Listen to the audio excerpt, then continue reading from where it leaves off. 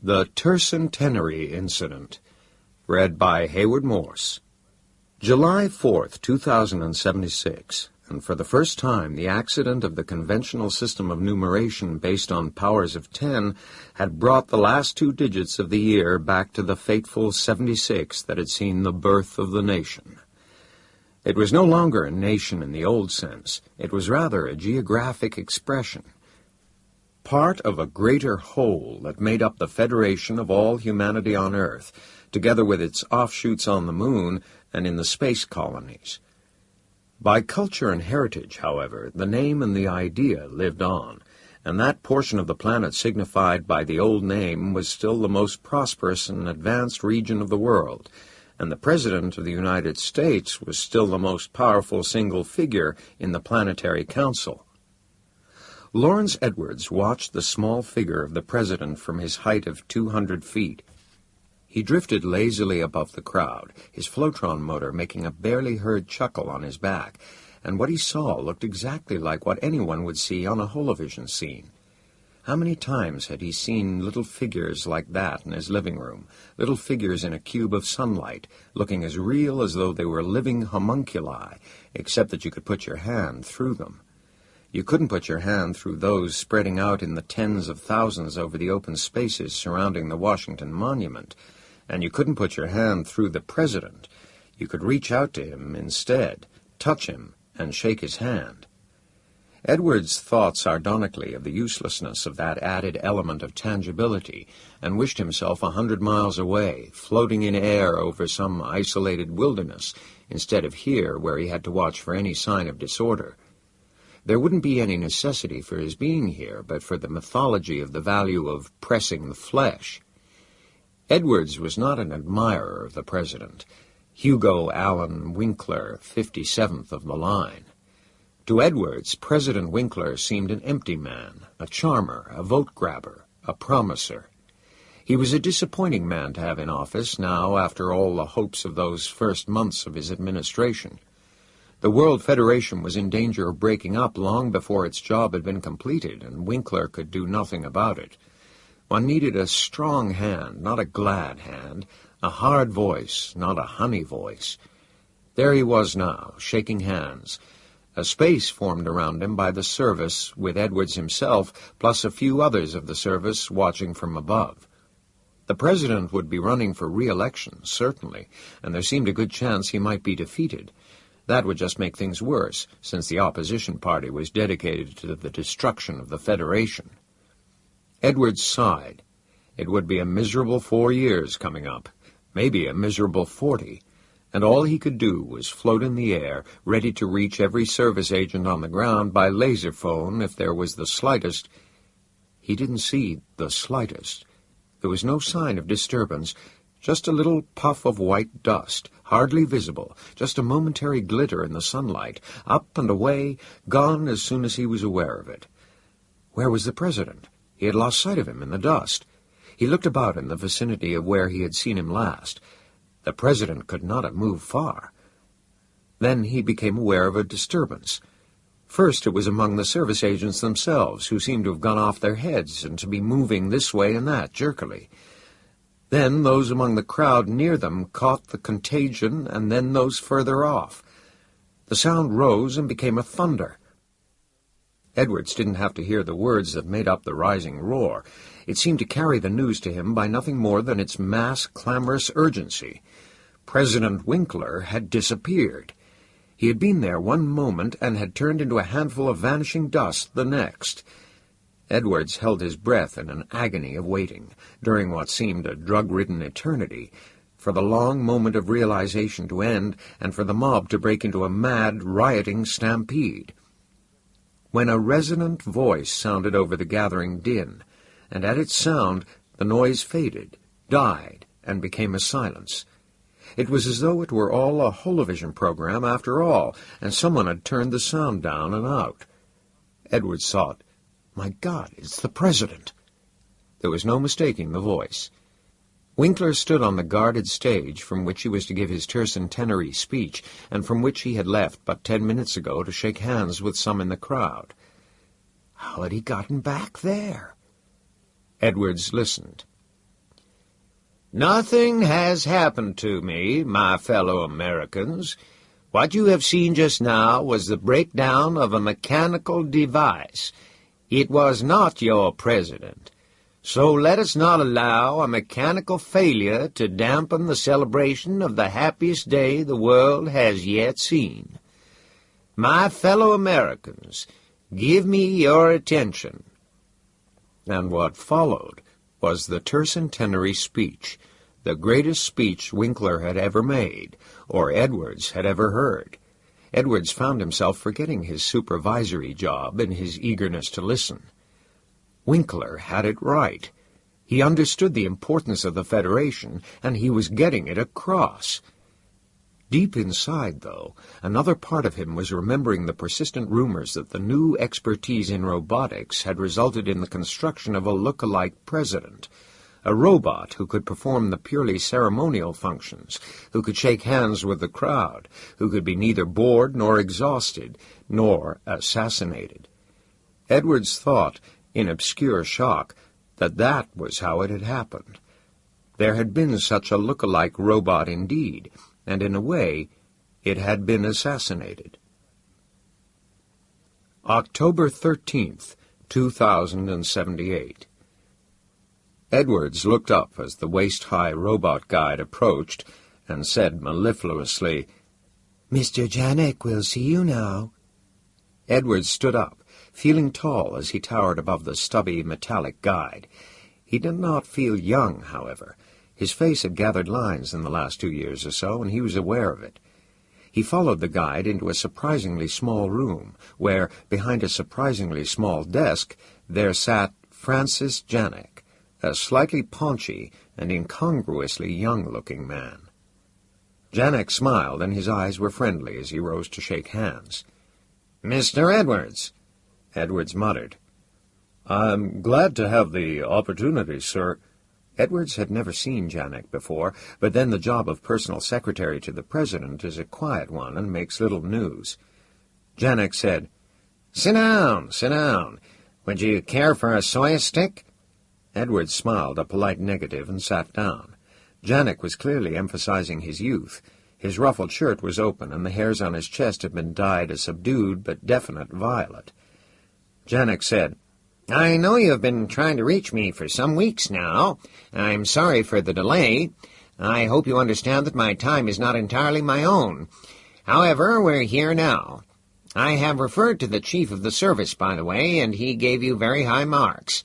He regrets your resignation." Edwards said, eyes downcast, "It seemed better to carry on my investigations without danger of embarrassment to the service." Janek's smile flashed. "Your activities, though discreet, have not gone unnoticed, however. The chief explains that you have been investigating the Tercentenary incident, and I must admit it was that which persuaded me to see you as soon as I could. You've given up your position for that? You're investigating a dead issue." "How can it be a dead issue, Mr. Janek? Your calling it an incident doesn't alter the fact that it was an assassination attempt." "A matter of semantics. Why use a disturbing phrase?" "Only because it would seem to represent a disturbing truth. Surely you would say that someone tried to kill the president." Janek spread his hands. "If that is so, the plot did not succeed. A mechanical device was destroyed, nothing more. In fact, if we look at it properly, the incident, whatever you choose to call it, did the nation and the world an enormous good. As we all know, the president was shaken by the incident, and the nation as well.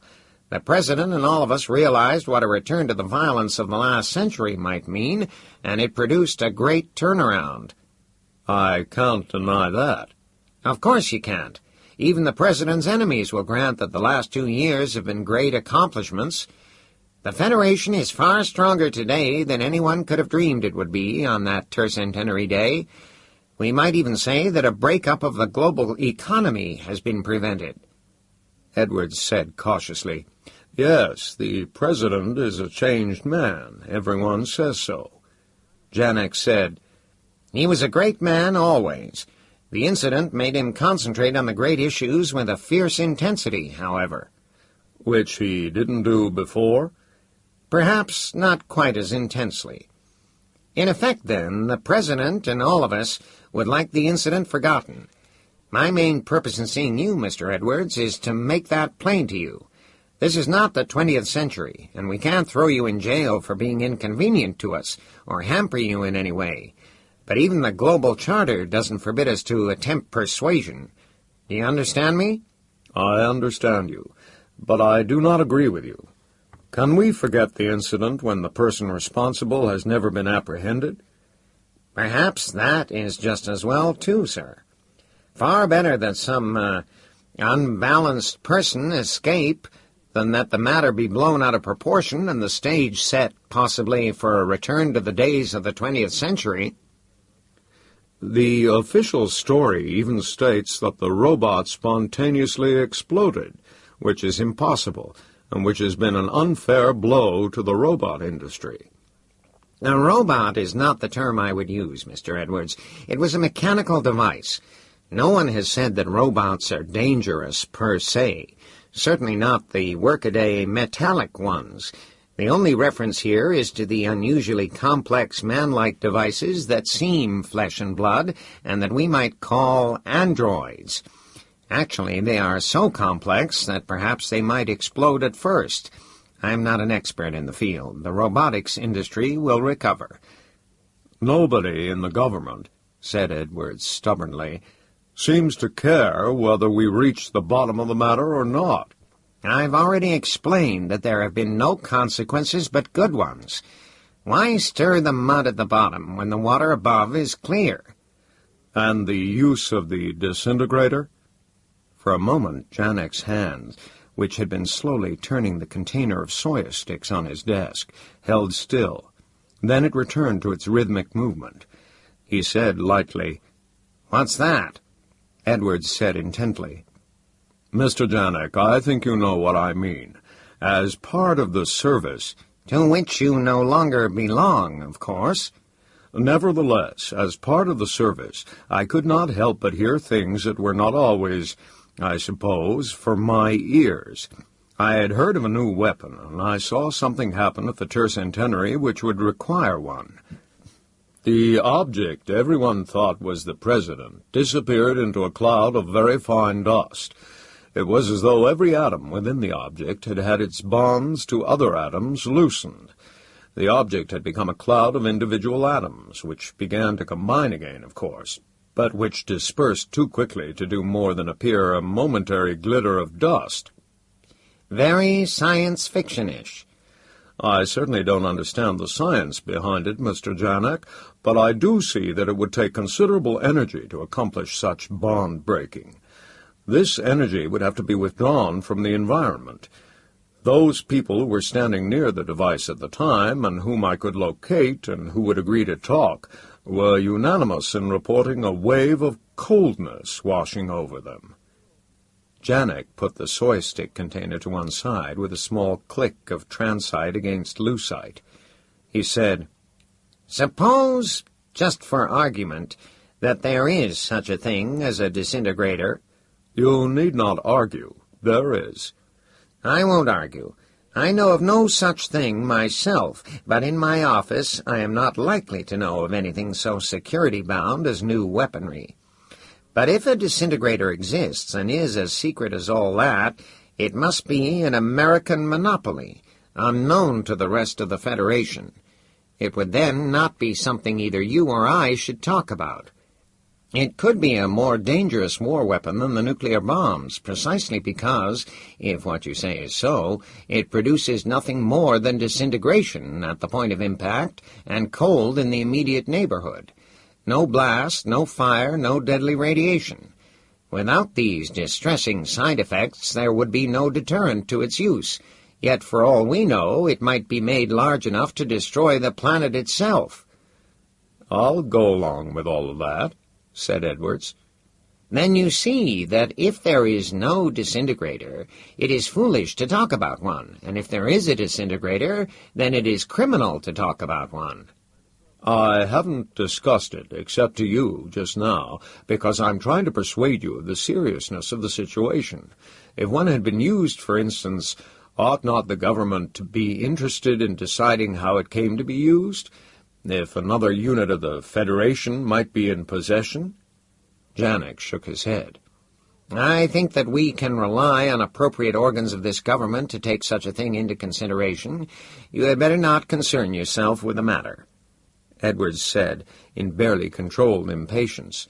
Can you assure me that the United States is the only government that has such a weapon at its disposal? I can't tell you, since I know nothing about such a weapon and should not know. You should not have spoken of it to me. Even if no such weapon exists, the rumor of its existence could be damaging. But since I have told you and the damage is done, please hear me out. Let me have the chance of convincing you that you and no one else hold the key to a fearful situation that perhaps I alone see. You alone see? I alone hold the key? Does that sound paranoid? Let me explain, and then judge for yourself. I will give you a little more time, sir, but what I have said stands. You must abandon this hobby of yours, this investigation. It is terribly dangerous. It is its abandonment that would be dangerous. Don't you see that if the disintegrator exists and if the United States has the monopoly of it, then it follows that the number of people who could have access to it would be sharply limited. As an ex-member of the service, I have some practical knowledge of this, and I tell you that the only person in the world who could manage to abstract a disintegrator from our top-secret arsenals would be the President. Only the President of the United States, Mr. Janek, could have arranged that assassination attempt. They stared at each other for a moment, and then Janek touched a contact at his desk.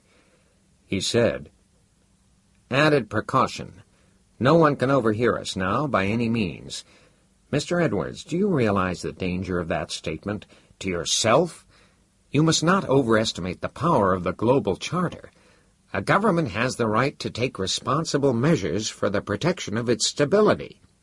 Edwards said, I'm approaching you, Mr. Janek, as someone I presume to be a loyal American citizen. I come to you with news of a terrible crime that affects all Americans and the entire Federation, a crime that has produced a situation that perhaps only you can right. Why do you respond with threats? Janek said, "That's the second time you have tried to make it appear that I'm a potential savior of the world. I can't conceive of myself in that role. You understand, I hope, that I have no unusual powers." You are the secretary to the President. That does not mean I have special access to him or am in some intimately confidential relationship to him. There are times, Mr. Edwards, when I suspect others consider me to be nothing more than a flunky, and there are even times when I find myself in danger of agreeing with them. Nevertheless, you see him frequently. You see him informally. You see him, Janek said impatiently.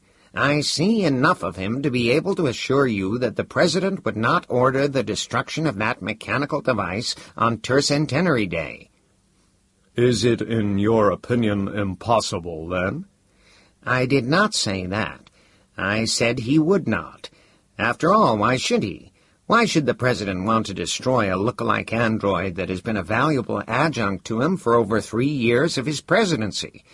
And if for some reason he wanted it done, why on earth should he do it in so incredibly public a way?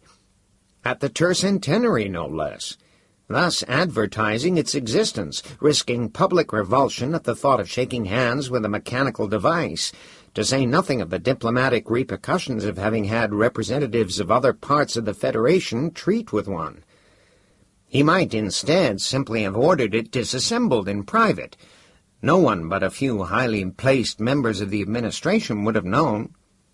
There have not, however, been any undesirable consequences for the President as a result of the incident, have there? He has had to cut down on ceremony. He is no longer as accessible as he once was. As the robot once was. Well, said Janek uneasily. Yes, I suppose that's right. Edwards said, As a matter of fact, the president was re-elected, and his popularity has not diminished, even though the destruction was public. The argument against public destruction is not as powerful as you make it sound. But the re-election came about despite the incident. It was brought about by the president's quick action in stepping forward and delivering what you will have to admit was one of the great speeches of American history. It was an absolutely amazing performance. You will have to admit that. It was a beautifully staged drama. The president, one might think, would have counted on that. Janek sat back in his chair. If I understand you, Edwards, you are suggesting an involuted storybook plot. Are you trying to say that the president had the device destroyed just as it was, in the middle of a crowd at precisely the time of the Tercentenary celebration with the world watching, so that he could win the admiration of all by his quick action? Are you suggesting that he arranged it all so that he could establish himself as a man of unexpected vigor and strength under extremely dramatic circumstances, and thus turn a losing campaign into a winning one? Mr. Edwards, you've been reading fairy tales. Edwards said, If I were trying to claim all this, it would indeed be a fairy tale, but I am not. I never suggested that the president ordered the killing of the robot. I merely asked if you thought it were possible, and you have stated quite strongly that it wasn't. I'm glad you did, because I agree with you. Then what is all this? I'm beginning to think you're wasting my time. Another moment, please. Have you ever asked yourself why the job couldn't have been done with a laser beam, with a field deactivator, with a sledgehammer, for God's sake? Why should anyone go to the incredible trouble of getting a weapon guarded by the strongest possible government security to do a job that didn't require such a weapon? Aside from the difficulty of getting it, why risk revealing the existence of a disintegrator to the rest of the world? This whole business of a disintegrator is just a theory of yours. The robot disappeared completely before my eyes. I was watching. I rely on no second-hand evidence for that. It doesn't matter what you call the weapon, whatever name you give it. It had the effect of taking the robot apart, atom by atom, and scattering all those atoms irretrievably. Why should this be done? It was tremendous overkill. I don't know what was in the mind of the perpetrator. No? Yet it seems to me that there is only one logical reason for complete powdering when something much simpler would have carried through the destruction. The powdering left no trace behind of the destroyed object. It left nothing to indicate what it had been, whether robot or anything else. Janek said, But there is no question of what it was. Isn't there? I said only the president could have arranged for a disintegrator to be obtained and used. But considering the existence of a look-alike robot, which president did the arranging? Janek said harshly, I don't think we can carry on this conversation. You are mad. Edwards said, Think it through. For God's sake, think it through. The president did not destroy the robot. Your arguments there are convincing. What happened was that the robot destroyed the president. President Winkler was killed in the crowd on July 4th, 2076. A robot resembling President Winkler then gave the Tercentenary speech, ran for re-election, was re-elected, and still serves as President of the United States. Madness. I've come to you because you can prove this and correct it, too. It is simply not so. The president is the president. Janek made as though to rise and conclude the interview. You yourself say he's changed, said Edwards quickly and urgently. The Tercentenary speech was beyond the powers of the old Winkler. Haven't you been yourself amazed at the accomplishments of the last 2 years? Truthfully, could the Winkler of the first term have done all this? Yes, he could have, because the president of the second term is the president of the first term. Do you deny he's changed? I put it to you. You decide, and I'll abide by your decision.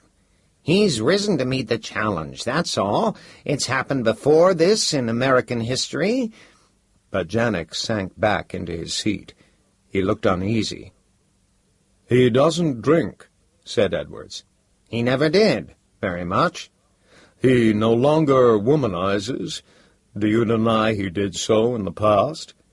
A president is a man. For the last 2 years, however, he's felt dedicated to the matter of the Federation. "It's a change for the better, I admit," said Edwards. "But it's a change. Of course, if he had a woman, the masquerade could not be carried on, could it?" Janek said, "Too bad he doesn't have a wife." He pronounced the archaic word a little self-consciously. The whole matter wouldn't arise if he did. "The fact that he doesn't made the plot more practical, yet he has fathered 2 children. I don't believe they've been in the White House, either of them, since the Tercentenary." Why should they be? They're grown, with lives of their own. "Are they invited? Is the President interested in seeing them? You're his private secretary. You would know. Are they?" Janek said, "You're wasting time. A robot can't kill a human being. You know that is the first law of robotics." "I know it, but no one is saying that the robot Winkler killed the human Winkler directly. When the human Winkler was in the crowd, the robot Winkler was on the stand, and I doubt that a disintegrator could be aimed from that distance without doing more widespread damage. Maybe it could, but more likely the robot Winkler had an accomplice, a hitman, if that is the correct 20th century jargon." Janek frowned. His plump face puckered and he looked pained. He said, "You know, madness must be catching. I'm actually beginning to consider the insane notion you brought here. Fortunately, it doesn't hold water. After all, why would an assassination of the human Winkler be arranged in public? All the arguments against destroying the robot in public hold against the killing of a human president in public. Don't you see? That ruins the whole theory." "It does not," began Edwards. "It does. No one except for a few officials knew that the mechanical device existed at all. If President Winkler were killed privately and his body disposed of, the robot could easily take over without suspicion, without having roused yours, for instance." "There would always be a few officials who would know, Mr. Janek. The assassinations would have to broaden." Edwards leaned forward earnestly. "See here, ordinarily there couldn't have been any danger of confusing the human being and the machine. I imagine the robot wasn't in constant use, but was pulled out only for specific purposes, and there would always be key individuals, perhaps quite a number of them, who would know where the President was and what he was doing. If that were so, the assassination would have to be carried out at a time when those officials actually thought the President was really the robot." "I don't follow you." "See here, one of the robot's tasks was to shake hands with the crowd, press the flesh. When this was taking place, the officials in the know would be perfectly aware that the handshaker was, in truth, the robot." "Exactly. You're making sense now. It was the robot." "Except that it was the Tercentenary, and except that President Winkler could not resist. I suppose it would be more than human to expect a president, particularly an empty crowd-pleaser and applause-hunter like Winkler, to give up the adulation of the crowd on this day of all days and let it go to a machine. And perhaps the robot carefully nurtured this impulse so that on this one Tercentenary day the president would have ordered the robot to remain behind the podium, while he himself went out to shake hands and to be cheered." "Secretly?" "Of course, secretly. If the President had told anyone in the service, or any of his aides, or you, would he have been allowed to do it? The official attitude concerning the possibility of assassination has been practically a disease since the events of the late 20th century. So with the encouragement of an obviously clever robot—" "You assume the robot to be clever because you assume he is now serving as president. This is circular reasoning. If he is not president, there is no reason to think he is clever, or that he were capable of working out this plot. Besides, What motive could possibly drive a robot to plot an assassination? Even if it didn't kill the president directly, the taking of a human life indirectly is also forbidden by the First Law, which states, a robot may not injure a human being or, through inaction, allow a human being to come to harm. Edwards said, "The First Law is not absolute. What if harming a human being saves the lives of 2 others, or 3 others, or even 3 billion others? The robot may have thought that saving the Federation took precedence over the saving of 1 life. It was no ordinary robot, after all. It was designed to duplicate the properties of the President closely enough to deceive anyone. Suppose it had the understanding of President Winkler without his weaknesses, and suppose it knew that it could save the Federation where the President could not." You can reason so, but how do you know a mechanical device would? "It's the only way to explain what happened." I think it's a paranoid fantasy. Edwards said, "Then tell me why the object that was destroyed was powdered into atoms. What else would make sense than to suppose that that was the only way to hide the fact that it was a human being and not a robot that was destroyed? Give me an alternate explanation." Janek reddened. "I won't accept it." "But you can prove the whole matter, or disprove it. It's why I have come to you. To you." "How can I prove it, or disprove it either?" "No one sees the President at unguarded moments as you do. It is with you, in default of family, that he is most informal. Study him." "I have. I tell you, he isn't." "You haven't. You suspected nothing wrong. Little signs meant nothing to you. Study him now, being aware that he might be a robot, and you will see." Janek said sardonically, "I can knock him down and probe for metal with an ultrasonic detector. Even an android has a platinum iridium brain."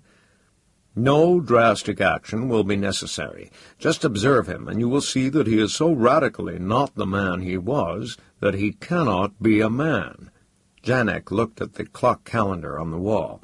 He said, "We have been here over an hour." "I'm sorry to have taken up so much of your time, but you see the importance of all this, I hope." "Importance?" said Janek. Then he looked up, and what had seemed a despondent air turned suddenly into something of hope.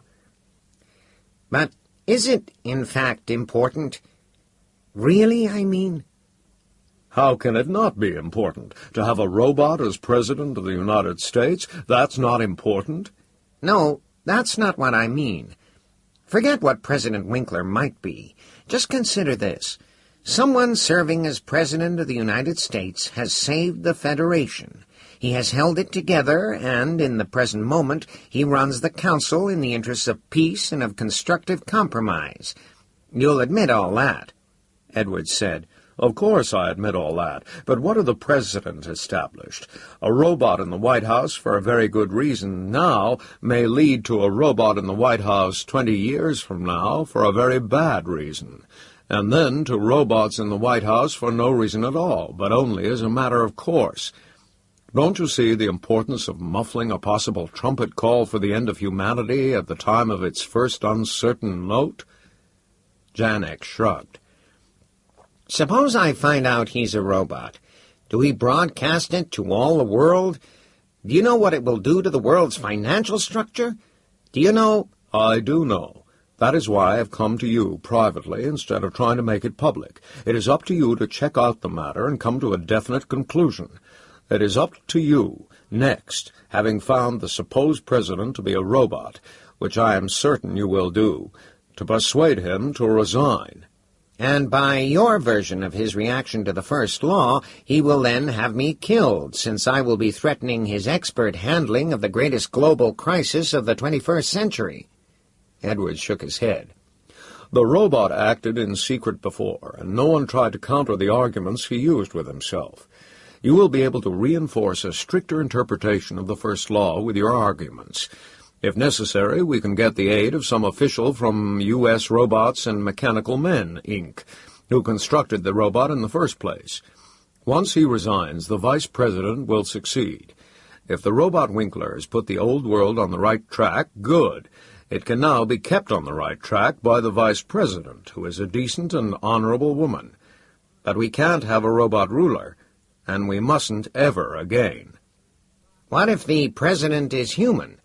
I'll leave that to you. You will know. Janek said, I'm not that confident of myself. What if I can't decide, if I can't bring myself to, if I don't dare to? What are your plans? Edwards looked tired. I don't know. I may have to go to U.S. robots, but I don't think it will come to that. I'm quite confident now that I've laid the problem in your lap. You won't rest till it's settled. Do you want to be ruled by a robot? He stood up, and Janek let him go. They did not shake hands. Janek sat there in the gathering twilight in deep shock. A robot.